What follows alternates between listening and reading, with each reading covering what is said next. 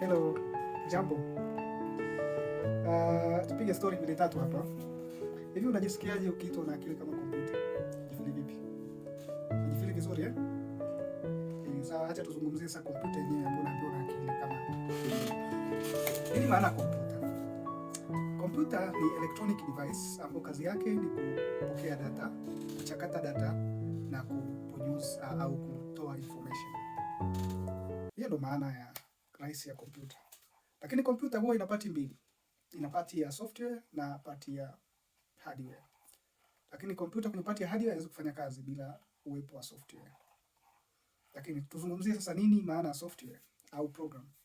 Software ni mkusanyiko wa maelekezo ambao unaiambia kompyuta nini cha kufanya.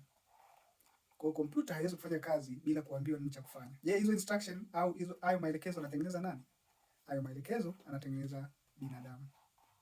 Kwa maana hiyo ni mfano wa punda. Ili aweze kufanya kazi lazima kuwe na mjeledi. Kwa lazima anyooshwe na mjeledi ili kuweza kufanya kazi. Kwa sasa hapo ni akili kumkichwa. Je, wewe una akili kama kompyuta?